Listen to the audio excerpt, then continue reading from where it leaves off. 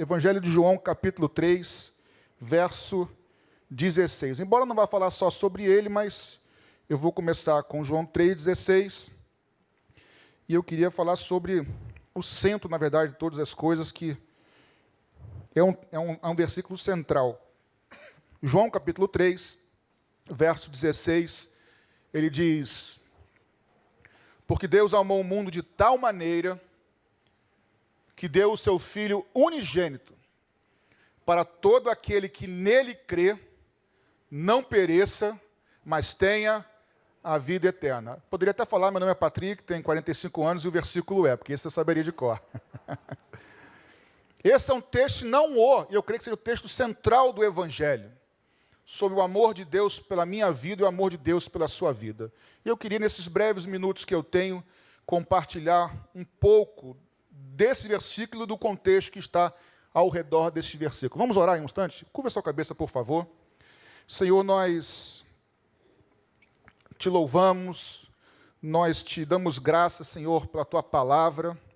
Nós te damos graça porque o Senhor nos amou de tal maneira que entregou o seu Filho para morrer na cruz por mim e por cada um que está aqui, Senhor. E por aqueles que também nos assistem pelo YouTube nesse momento ou vão assistir futuramente. Obrigado por esse amor. Fala conosco nessa noite, em nome de Jesus. Amém? Me perdoe minha tosse, eu estou com uma investigação da causa da minha tosse, que eu acho que é alérgica, mas Deus vai me dar graça. Eu não sei se vocês repararam, pode deixar o texto aqui, esse texto começa não que Deus amou o mundo, que a gente fala, diz por que Deus amou o mundo de tal maneira. Esse porquê não é uma pergunta, esse porquê é uma resposta, é uma explicação. Então não é Deus amou o mundo de tal maneira, não é por que Deus amou o mundo de tal maneira, deu o seu Filho unigênito. Então esse texto, esse versículo 16, ele está explicando um contexto em que o apóstolo João está escrevendo, né, para a igreja, para todos que creem no Senhor Jesus hoje, a respeito de algo. E é nesse contexto que eu queria começar, não vou falar só sobre isso, começar com vocês, até conversava com o pastor Paulinho, já preguei uma outra mensagem em cima desse texto também, mas eu fui estudando e vi coisas bacanas que eu creio com convicção que o Senhor vai abençoar a sua vida e a minha vida nessa noite. Amém? Então, para a gente entender por que o autor João está dizendo, porque Deus amou o mundo, que ele está explicando, nós precisamos ler alguns versos anteriores, que eu já citei uma certa vez na mensagem, mas eu preciso fazê-lo de novo aqui, e a Bíblia se renova e vai ser bênção para as nossas vidas. Eu vou ler apenas os versos 14 e 15, os dois versos anteriores, que vão dar base para esse versículo de número 16. O autor diz assim, o apóstolo João: assim como Moisés levantou a serpente no deserto, verso 14, da mesma forma importa que o Filho do Homem seja levantado, para que todo aquele que nele crê tenha vida eterna. Porque Deus amou o mundo de tal maneira que deu o seu Filho unigênito, para que todo aquele que nele crê não pereça, mas tenha a vida eterna. Então, o autor está falando que ele está citando, na verdade, o texto de Números capítulo 21, que você não precisa abrir. Eu vou te contar a história que está lá, para anotar, Números 21, de 4 a 9, em que o povo de Deus estava reclamando e se rebelando contra Moisés e contra Deus. E o povo estava se rebelando, o povo reclamando e murmurando, e aí o Senhor, Deus, envia serpentes no deserto, e essas serpentes começam a picar, né, o povo de Deus lá, os hebreus, e eles começam a morrer. E nesse momento, o povo se arrepende, vê o seu erro, vê a sua rebeldia, e pede a Moisés, que por consequência pede a Deus, para que faça algo para que eles parem de morrer. Esse é o contexto. O povo estava em rebeldia contra Moisés e contra Deus. Deus envia serpentes e começam a picar o povo.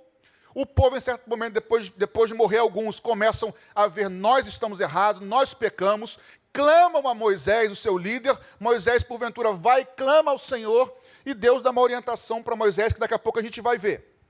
Mas o fato é, irmãos, que o princípio por trás desse texto já vem desde Gênesis capítulo 2, versos 16 e 17, quando Deus fala para Adão: você pode comer de todas as árvores do jardim, Só tem uma que você não pode. Se você comer essa árvore do conhecimento do bem e do mal, você certamente morrerá. Então, para iniciar nossa reflexão aqui da noite, a primeira lei espiritual que foi o Senhor quem criou é que o salário do pecado, ou a consequência do pecado, que em qualquer circunstância é desobediência, não obedecer, é se rebelar contra uma norma, um padrão, a santidade de Deus, a consequência natural é a morte. No episódio aqui, essa é a primeira lei espiritual.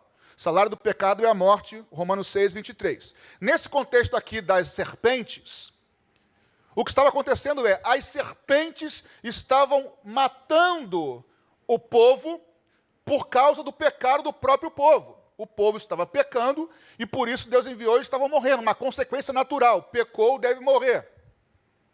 Quando o povo fala com Moisés, nós nos arrependemos, nós estamos errados. Clama a Deus por nós e Moisés vai clamar ao Senhor. O Senhor fala, Moisés, pega uma serpente, não uma verdadeira, faz uma serpente de bronze, bota numa haste de madeira lá no alto, cravada lá, e todo aquele que olhar para a serpente será curado. Isso é a história de Números capítulo 21.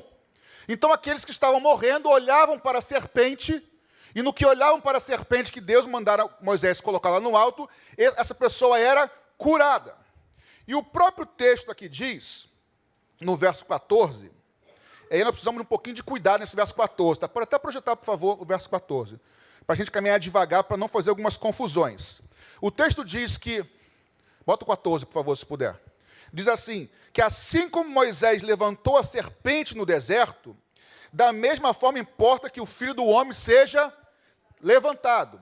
Numa lida rápida, a gente faz associação entre serpente e Jesus, porque os dois estavam no alto. Numa leitura rápida, você não fala essa leitura comigo? Só que, na verdade, eu lendo e relendo, porque, na verdade, serpente da Bíblia nunca teve nada a ver com Deus. Sempre teve a ver com pecado, sempre teve a ver com o diabo, Satanás. E eu lendo rapidamente, a serpente foi levantada, Jesus também, então serpente, Jesus. Mas se você ler com calma, na verdade, a comparação é Moisés e Jesus. E eu vou te explicar. Porque Moisés é que é um tipo de Cristo. Você vai entender comigo já já que o que Moisés fez no deserto foi o que Jesus fez na cruz. Tanto é que o texto não diz que assim como a serpente foi colocada, elevada, Jesus também... Não fala isso o texto. Assim como Moisés levantou, fez alguma coisa, assim também Jesus precisa ser levantado. Eu vou explicar para você. Porque Moisés é o tipo de Cristo, é um tipo de Cristo. É uma figura do Antigo Testamento que prefigura Cristo. Moisés é o libertador do povo hebreu. Moisés foi levantado por Deus para libertar o povo do Egito, levar pelo deserto até a terra prometida. A mesma coisa Jesus fez por nós. Esse é o centro do texto. Ele nos libertou da escravidão deste mundo, nos faz viver uma vida no deserto da vida como cristãos fiéis, onde o pão nosso de cada dia Ele nos dá hoje e Ele nos sustenta, porque um dia aqueles que forem fiéis, eu e você também entraremos aonde? Na nossa terra que mana leite e mel na eternidade. Amém, queridos? Então Moisés é essa figura. Então repara só comigo, assim como Moisés levantou a serpente, é necessário que Jesus fosse também levantado. Pergunta que você pode me ajudar a pregar aqui e responder. O que as serpentes estavam fazendo com o povo no deserto? Pode falar alto. Matando. Então, repara, o que Moisés fez, o que Deus orientou Moisés a fazer, é pegar aquilo que estava matando o povo e colocar no alto. De novo. Aquilo que estava matando o povo, Deus fala, coloca no alto e olha, que se vocês olharem, vocês serão curados. E, na verdade, o que Moisés fez foi exatamente o que Jesus fez. Você pode falar, mas quem crucificou Jesus não foi ele mesmo. É verdade, mas ninguém assassinou o meu Senhor e o teu Senhor. Ele entregou a sua vida voluntariamente por amor a mim e a você. Se alguém tomou a vida dele foi porque ele entregou, querido, porque ele é o Rei dos Reis e o Senhor dos Senhores. Amém? Então, a primeira lei espiritual que nós vimos é que o salário do pecado é a morte. Paulo também diz, Romano, que todos pecaram.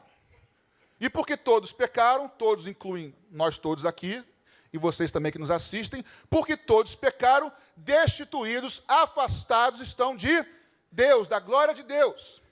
A segunda lei espiritual está em Levítico 16:11. Se a primeira é consequência do pecado é a morte, a segunda é que a vida, Levítico 17:11, a vida da carne do homem, do animal, está no sangue.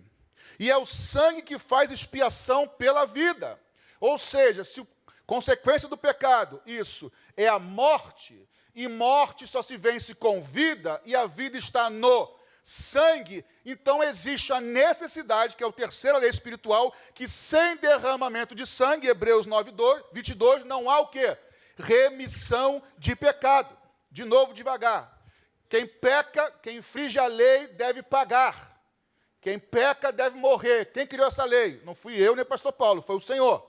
Primeira lei. Segunda, que a vida está no sangue. Terceira, que sem derramar sangue, não há como perdoar ou remir os pecados. Por quê? Porque a vida está no sangue e você só vence a morte com vida. Então, da mesma forma, a pergunta é, por que Jesus precisou ir à cruz? Por que nós estamos aqui reunidos em torno de Jesus Cristo, do Evangelho da cruz? Por que ele precisou? Por que não existiu uma outra maneira? Antes de responder isso, assim como Moisés levantou no alto aquilo que matava o povo, era necessário que Jesus subisse ao madeiro, porque quando ele subiu à cruz, quando ele foi crucificado e morreu por mim e por você, ele levou sobre si os meus e os teus pecados que nos matavam, irmãos. Moisés apenas falou, coloca lá, mas Jesus não, ele mesmo foi e se colocou como pagando o preço pelo meu e pelo seu pecado. Olha o que o profeta Isaías, no capítulo 53, diz, verdadeiramente ele tomou sobre si as nossas enfermidades, e as nossas dores levou sobre si, e nós o reputávamos como aflito, ferido de Deus e oprimido, mas ele foi ferido por causa das nossas transgressões, e moído por causa da nossa iniquidade. O castigo que nos traz a paz estava sobre ele, e pelas suas pisaduras fomos sarados. Assim como Moisés botou aquela serpente lá em cima, e aqueles que olhavam eram curados de coisas passageiras. Hoje, meu irmão e minha irmã, todos nós que confiantemente olharmos para a cruz do Calvário, olharmos para Jesus crucificado e cremos que ele levou sobre si os nossos pecados, a nossa cura não é momentânea nem passageira, mas é uma cura eterna, nós teremos vida eterna. Por quê? Porque ele pagou o preço eterno pelos meus e pelos teus pecados. Por isso que diz, assim como Moisés levantou, era necessário que Jesus também fosse crucificado, porque ele levou sobre si os meus e os teus pecados. A cura, lá na história de Moisés com a serpente, era uma cura passageira. Mas agora, a cura que a cruz nos propõe, e daqui a pouco eu vou falar um pouco mais sobre a cruz, o que a cruz nos propõe, o que Jesus fez por nós na cruz, quer nós creiamos ou não, ela dividiu a história, irmãos. Jesus é o princípio da história, ele é o alfa e ele é o ômega da história, mas ele também dividiu a história ao meio, queiram os homens aceitar isso ou não, ele é o Senhor da história, e ele deseja ser Senhor da minha história e da sua história, e ele levou sobre nós os nossos pecados, sobre ele os nossos pecados. Não existe um outro meio de salvação. Todos pecaram e estão afastados de Deus. Não há religião alguma, nem ser evangélico nominal também não adianta. Não adianta frequentar só a igreja, você está no banco. Você precisa crer com o teu coração e confessar com os teus lábios que Jesus Cristo levou os teus pecados na cruz, que ele morreu, mas ele ressuscitou o terceiro dia, que ele é o Filho de Deus, ele é o alfa, ele é o ômega, não há outro mediador que não somente ele. Ele pode perdoar os nossos pecados, ele pode apagar não temporariamente, mas por toda a eternidade, e estarmos na presença dele. Louvado e bendito seja o nome do Senhor. Então, o autor diz o seguinte: assim como Moisés colocou essa serpente no alto, todos que olhavam para a serpente eram curados, da mesma forma, haveria de ser que Jesus fosse levantado e fosse crucificado. Porque só assim, irmãos, os nossos pecados haveriam de ser apagados e purgados. E aí, qual é a consequência disso no verso 15? Qual o propósito dele ser colocado, levantado no madeiro? A mesma coisa, para que todo aquele que nele crê tenha a vida eterna. O propósito disso, irmãos, é para que eu e você tenhamos vida e vida eterna. E eu queria já antecipar uma partezinha aqui da palavra, dizendo que a vida eterna não é para o futuro não, tá, irmãos? Ou melhor, é também. Mas a vida eterna começa hoje. Por quê, pastor? Porque quando eu creio naquilo que foi feito na cruz do Calvário, quando eu creio que Ele morreu pelos meus pecados para me perdoar, entrego minha vida a Ele, aquele que é eterno vem habitar em mim. Aquele que é eterno vem habitar em você. Você pode glorificar o nome do Senhor por isso? Ele vem habitar em nós. Então a vida eterna começa hoje. E ela começa para ser vivida hoje. E aí então chegamos no verso 16. Que aí o autor João vai dizer: porque Deus amou o mundo de tal maneira que deu o seu Filho unigênito, para que todo aquele que nele crê não venha perecer, mas tenha vida eterna. Quando esse texto diz que Deus amou o mundo, irmãos, mundo, deixa eu tentar exemplificar aqui. Quando a gente fala mundo, por exemplo, quando eu falo que o mundo é redondo, eu estou falando de mundo globo, planeta. Mundo, tá certo, o mundo é redondo, embora não seja, mas é arredondado, tá? O mundo é redondo, globo, planeta. Quando eu falo que o mundo jaz no maligno, estou falando de sistema. O mundo é corrupto, é o sistema.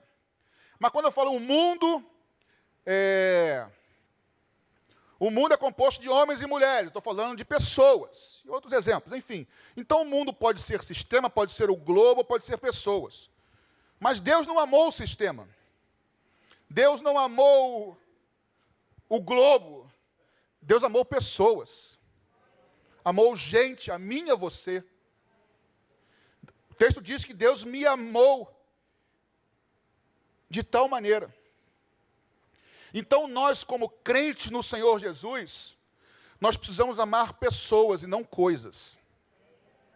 E isso, não pensa que eu estou pregando para vocês, que para mim, se eu não vigiar, eu acabo me apegando e amando coisas também. Isso é um exercício que nós, como cristãos, precisamos vigiar para usarmos coisas e amarmos pessoas. E às vezes nós amamos coisas e usamos pessoas. Não é verdade, irmãos? A Bíblia diz que se eu amar um amigo ou quem me ama, o que adianta? Até os malfeitores também fazem isso. Nós somos chamados para andar a segunda milha, irmãos. Nós somos chamados, essa vida eterna agora habita em nós somos chamados para viver de forma nova, de forma diferente, de amar pessoas e não coisas. Use coisas, mas ame pessoas. Agora, nós vivemos num tempo hoje onde parece que... Deixa eu tomar cuidado com as palavras aqui. O argumento é que, se Deus é amor, então vale tudo que é amor. Afinal de contas, Deus é amor. Deus não é amor, igreja? Sim ou não? Sim. Então vale toda expressão de amor, certo? Não. Eu vou dizer aqui algo para vocês que talvez escandalize alguns. Eu disse lá na EBD mês passado. Quem ama, não é quem gosta. Quem ama, necessariamente tem que odiar. Como assim, pastor? Quem ama a justiça, não é que você não liga. Se você ama a justiça, você tem que abominar, odiar, ficar indignado contra a injustiça. Senão você não ama a justiça. Não dá para separar, irmãos. Deus é amor, mas Deus também é justo. Mas antes de falar disso, nem toda expressão que se diz amor, necessariamente Deus compactua. Porque nós devemos amar aquilo que Deus ama. Então, nós não devemos compactuar com aquilo que Deus não ama. Mas ainda assim, mesmo não concordando, devemos amar as pessoas. São coisas distintas. E esse talvez seja o nosso maior desafio nos dias de hoje. Porque se nós não conseguimos resolver isso, nós vamos ser engolidos, irmãos. Porque a avalanche vai piorar. Mas não é amor. A Bíblia diz que o amor ao dinheiro, completa, é a raiz de todos os males. Então, ou seja, existem coisas, existem ações, atitudes ou situações que se eu colocar amor ali, eu estou pecando, não estou agradando a Deus. Estamos juntos, irmãos? Ou seja, não é porque tem um nome de amor que Deus ama. Mas ainda assim, concordando ou não. Eu e a Ana Paula estava conversando uma vez comigo, eu e minha esposa, sobre uma situação, tem bastante tempo isso já, em que nós não concordamos com uma atitude de uma pessoa, tomou escolhas horríveis para a vida dela, tal, e eu fiquei me perguntando, e se fosse nosso filho, nossa filha? Nosso irmão, irmã, sei lá. A gente não precisa concordar, irmãos, nem compactuar, nem participar, mas ainda assim temos que amar aquela pessoa, porque Deus ama aquela pessoa. Tratar com o mesmo respeito, isso vale para tudo, tá? Com o mesmo carinho. Agora, não compactuar com algumas coisas. O texto diz que Deus amou pessoas, amou a gente. Mas eu quero aplicar agora de maneira pessoal. O texto diz, não fala que Deus amou o mundo, não. Deus amou você. Deus amou a mim. Porque quando está no coletivo, é meio genérico, né? Mas eu queria te dizer hoje, biblicamente, que o Senhor amou a sua vida. Ele amou a minha vida de tal maneira que Ele deu o que Ele tinha de melhor, que era o Filho dEle. E eu vou além. Romanos 5,8 diz que Deus prova do seu amor para conosco, para com você e para comigo, pelo fato de ter Cristo Jesus morrido por nós, sendo nós ainda pecadores. Quando Jesus morreu por você, minha irmã, meu irmão, você que me assiste, Deus já sabia das vezes que você e eu iríamos cair. Deus já sabia das vezes que nós iríamos falhar. Deus já sabia das vezes que a gente ia chorar falando, Senhor, me perdoa mais uma vez. Deus sabia e ainda assim Ele morreu por mim e por você. Com isso eu entendo, irmãos, que pastor Paulo citou uma frase de manhã que eu quero repetir aqui. Nós não cremos num Deus que nos abandona no meio do caminho. Ele te amou de tal maneira, Ele vai contigo até o final. Ele não nos abandona, irmãos. Ele só nos deixa quando nós deliberadamente decidimos andar sem Ele. Aí Ele deixa. Ele andou com Sansão até o momento. E Sansão já estava errado, irmãos, lá atrás na história já. E Deus está insistindo. Mas chega uma hora, irmãos, como diz lá Oséias, não é isso? Acho que é Oséias. Andarão dois juntos. Oséias 3,3, se eu não me engano. Andarão dois juntos. Amós 3,3, isso. Andarão dois juntos. Se não estiverem de acordo, até certo momento anda. Chega uma hora que um puxa para o lado, outro puxa para o outro. E aí cada um segue o seu caminho. Mas se você aqui nessa noite, irmãos, pode ter entrado aqui todo errado com Jesus. Quando eu digo todo errado é porque adolescente fala assim, né? Patrick, eu estou todo errado. Eles falam assim, né? Mas é melhor ser sincero do que ter máscara. Jovem, ouça isso, jovem. Adolescente dá mais trabalho que jovem por um lado, pastor Paulinho. Mas por outro lado, eles são mais transparentes. O cara vai crescendo, vai aprendendo a fazer máscara de crente. Adolescente não. Ih, estou todo errado, ó, tô isso. Aí você tem que sentar para ouvir, senão você cai da cadeira, né? Tem que ficar sentado. Mas, irmãos, a verdade é, você pode estar entrando aqui todo errado, em práticas erradas, pecaminosas, mas o Senhor está nos dizendo nessa noite que Ele não nos abandona no meio do caminho. Ele já sabia das tuas falhas, Ele sabia dos teus pecados e nem por isso deixou de morrer por você. Pastor, então pode viver assim? É óbvio que não, Deus quer transformar a sua vida e Ele pode, mas há um coração quebrantado e contrito, Deus não rejeita. Se você cair 1000 vezes e se arrepender tentando andar, Deus vai te dar a mão 1000 vezes e vai andar contigo, queridos. O nosso Deus não é um Deus que nos abandona. Ele continua nos amando. Ele não morreu por nós. Irmãos, quando a gente se converte, não tem um aqui que não peque mais. Mas se todo dia nós falarmos, Senhor, eu sou falho, eu sou imperfeito, mas me ajuda a caminhar contigo, eu quero ir até o final com o Senhor. Ah, o Espírito Santo te capacita, o Espírito Santo te fortalece, porque nós temos um Deus, Emanuel, um Deus presente. Ou você acha que Ele largou o céu, veio à terra, foi crucificado, sofreu pra caramba, para agora te largar e me largar no meio do caminho? Não. Aquele que começou a obra, aleluia, nas nossas vidas, Ele é fiel para completá-la. Não sei se tem alguém no nosso meio aqui. Quando eu falo dar ouvidos, não é que você está ouvindo vozes literais, audíveis, mas, enfim. Que você não se sente amado pelo Senhor. Irmãos, eu não preciso falar em línguas aqui, nem pastor Paulo, nada disso. Eu creio que quando alguém sobe nesse púlpito, o Senhor está falando com a igreja. Não precisa gritar, rodopiar para isso. O Senhor está falando contigo. Eu não te chamei, eu não te criei para você andar sozinho. Eu te amo, eu não vou te largar no meio do caminho. Não dê ouvido a quem quer que seja usado pelo inimigo, ou familiar que seja que você ama, ou o próprio diabo, não sei, de que você não é amado. Você é precioso para o Senhor. Você é preciosa para o Senhor. E Ele derramou o seu sangue por você, minha irmã, meu irmão. Simplesmente não desista. Não, porque Deus não desiste. Quem desiste é a gente, irmãos. Então não desista. Porque Deus amou o mundo, amou você e amou a mim de tal maneira. Ele diz que deu o seu Filho unigênito. Vou te fazer uma pergunta agora. Você crê num Deus justo ou um Deus injusto? Pode responder, com moderação. Um Deus justo. Tá bom.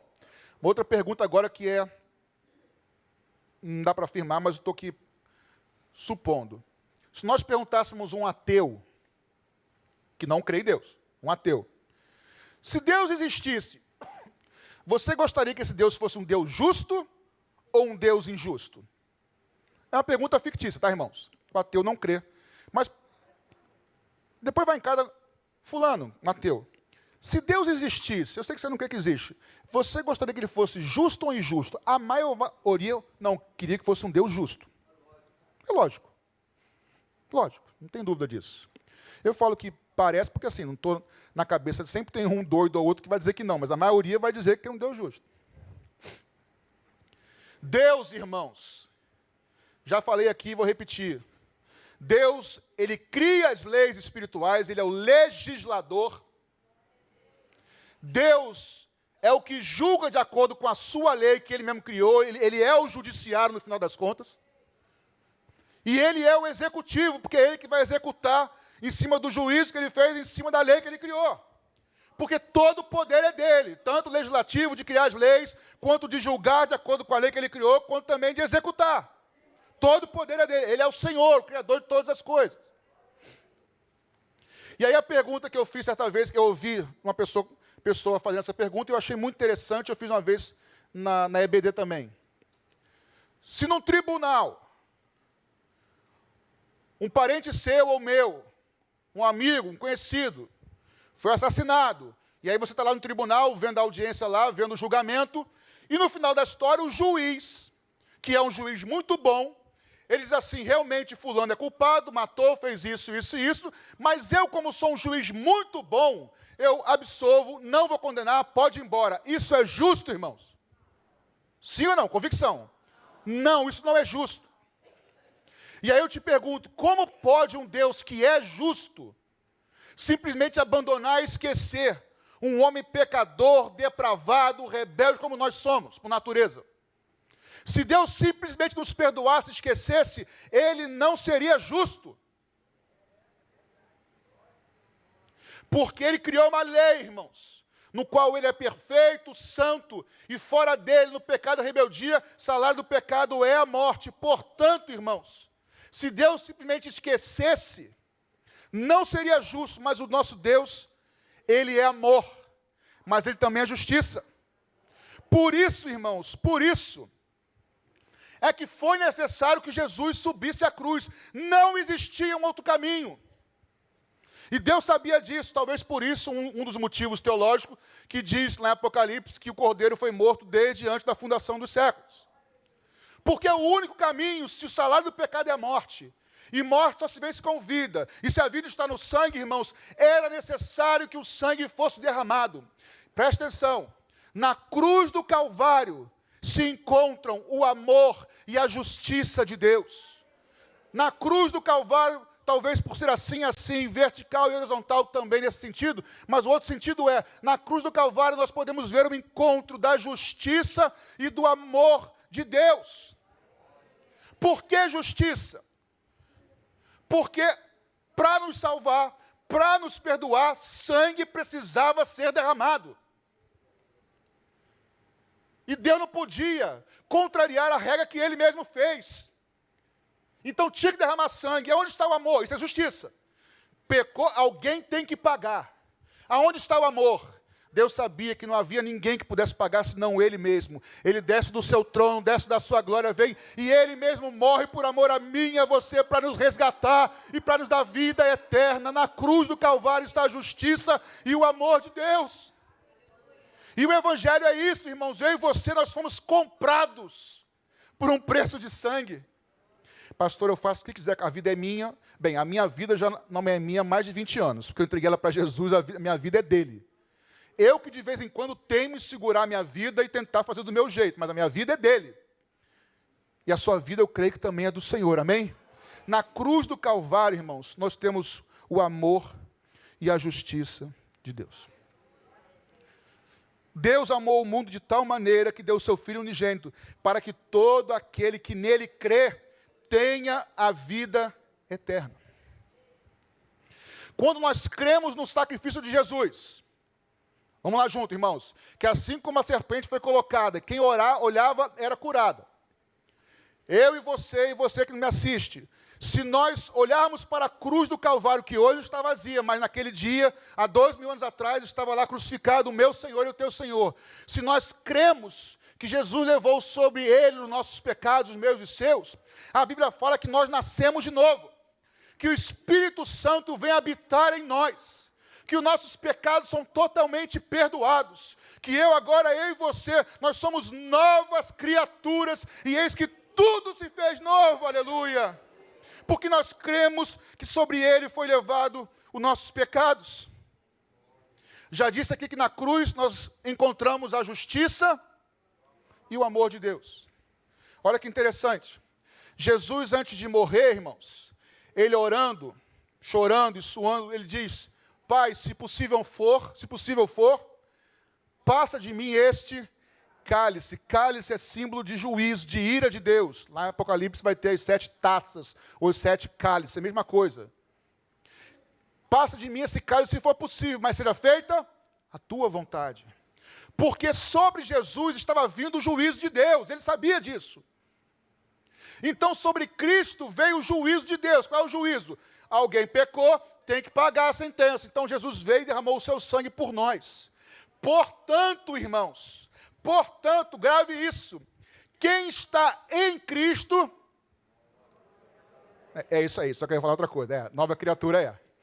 Mas quem está em Cristo, não está mais debaixo do juízo e da ira de Deus, porque a ira de Deus, o juízo foi colocado sobre Cristo.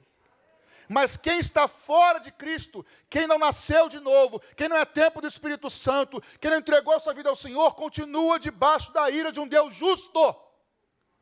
Mas para aqueles que estão em Cristo, condenação, aleluia, nenhuma há para aqueles que estão em Cristo Jesus. Para aqueles que andam segundo o Espírito, mas não segundo a carne. Para nós que somos fiéis ao Senhor, irmãos, não há condenação sobre nós, ainda que tenhamos pecado ou errado. Se nós pedimos perdão ao Senhor, se nós nos arrependemos e olharmos para o Senhor, há perdão para nós nesse dia. Porque o céu não é de quem é perfeito. Aprendemos de manhã, hoje aqui na classe do pastor Paulo e pastora Claudete, que nós não somos salvos pelas obras. Não somos salvos por aquilo que nós fazemos. Nós somos salvos pela graça de Deus, mediante a nossa fé. Eu costumo ilustrar que a graça de Deus é o braço de Deus estendido para nos resgatar. Só que esse resgate ou essa aliança só acontece quando eu aqui de baixo estendo a minha mão com fé e faço uma aliança com a graça de Deus, com a mão de Deus. Aqui, ó. Aí eu trago ele para cima, ó. Graça e fé. É isso aí. Pela graça, mediante a fé. O que eu fiz? Criei. Mas até isso tem obra do Espírito Santo. Mas eu não vou entrar nesse assunto não, que é muito complicado. Como se até aqui também fosse muito fácil, mas aqui pelo menos eu estudei. Mas o fato é, irmãos, Nós não somos salvos por aquilo que nós fazemos ou realizamos. Nós vivemos em novidade de vida, transformados porque fomos alcançados pelo Senhor. Porque fomos salvos por Ele. Então nós não estamos debaixo da condenação ou da ira de Deus. A Bíblia diz, sujeitai-vos, pois, a Deus, resisti ao diabo e ele fugirá de vós. Porque Jesus venceu o pecado, ele venceu o diabo e ele venceu a morte e o mundo, irmãos. Então essa nova vida, o que é essa nova vida que ele nos propõe? É uma vida de autoridade sobre o pecado, é uma vida livre das seduções desse mundo. E isso é possível, irmãos. Jovens, eu não sou tão jovem mais assim, sou um pouco. Se bem que o pastor Paulo parou aos 35 hoje na juventude. Eu falei, pastor, agora vai, mas ele não foi, entendeu? Achei que eu ia na próxima. Paulinho também ficou fora também. Nós não somos tão jovens. Patrick, você acertou o tempo todo? Não, eu errei muito. Mas eu consegui viver uma vida de santidade no Senhor na minha juventude. Caindo, lutando, chorando, pedindo perdão. 10 vezes, na 11ª ele me transformou, não peco mais aqui, mas tem outra luta, caiu 1, 2, peço perdão, ajuda a luta, vou na palavra de Deus, clamo 15 vezes, 16ª ele me liberta, eu caio e vamos de glória em glória, irmãos. O Evangelho não é utopia, é possível, irmãos. O Espírito Santo é real. Para nós irmos para o final antes de ceiarmos. Olhe para a cruz, irmãos. Assim como aqueles hebreus olhavam para a serpente, isso fica para trás. Mas eu e você, olhe para a cruz e seja grato por tudo aquilo que o Senhor fez na sua vida até hoje. Olhe para a cruz e louve ao Senhor pela sua fidelidade na tua vida e na tua casa. Olhe para a cruz e adore-o por quem Ele é, porque Ele te lavou, Ele te limpou, Ele te comprou. E no meio das tuas lutas, olhe para a cruz, porque Ele te dará força. No meio das tuas lágrimas, olhe para a cruz, porque Ele as enxugará. No meio dos teus impossíveis, olhe para a cruz, porque Ele transformará em coisas possíveis. No meio das suas perdas, olhe para a cruz, porque Ele vai te reanimar. No meio das tuas lutas contra o pecado, olhe para a cruz, porque Ele vai te dar vitória, aleluia. No meio das tuas fraquezas, olhe para a cruz, porque Ele vai te revestir de poder, porque é na nossa fraqueza que o poder de Deus se manifesta, aleluia. Crer em Jesus, diz aqui, nós recebemos vida eterna, não é isso? Entregou o seu Filho para que todo aquele que nele crê não pereça, mas tenha vida eterna. Mas atenção, crer em Jesus não significa não ter problemas. Crer em Jesus não significa não ter sofrimento. Crer em Jesus não significa até que venhamos a ter perdas na vida. Nós temos vida eterna. Deus amou o mundo de tal maneira que deu o seu único Filho, para que todo aquele que nele crê não pereça, mas tenha vida eterna. Em 2020, esse ano que começa, irmãos, você e eu vamos ter lutas e desafios, mas nós não vamos perecer. Nós vamos ter vitórias e vamos ter derrotas, mas nós não vamos perecer. Nós vamos ter risos e vamos ter lágrimas, mas eu e você, nós não vamos perecer. Nós vamos ter apoio e oposição, mas nós não vamos perecer. Nós vamos ter disposição às vezes e cansaço às vezes, mas nós não vamos perecer. Porque os que confiam no Senhor renovarão as suas forças. O texto que o pastor Paulo disse no final do ano: quem nos separará do amor de Cristo? Será tribulação, angústia, perseguição, fome, nudez, perigo ou espada?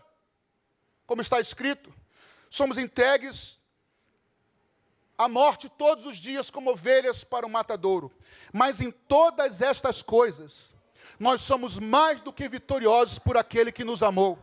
Pois eu estou certo, e você pode estar certo, que a Bíblia nos garante que nem a morte, nem a vida, nem anjo, nem principado, nem hoje, nem o porvir, nem altura, nem profundidade, nada pode separar a gente do amor de Deus que está em Cristo Jesus. Ele entregou o seu Filho por nós. Portanto, irmãos, aplauda o Senhor, nós não vamos perecer, irmãos. Nós não vamos perecer. Este corpo pode perecer, mas nós estaremos presentes eternamente diante do nosso Deus. Lutas virão, mas você não vai perecer.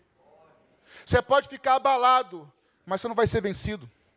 Porque maior é o que está em você e o que está em mim do que o que está no mundo. Nós vamos ceiar em memória, lembrando do sangue que Ele derramou na cruz por nós. Mas Ele não só morreu, tá, gente? Ele ressuscitou o terceiro dia.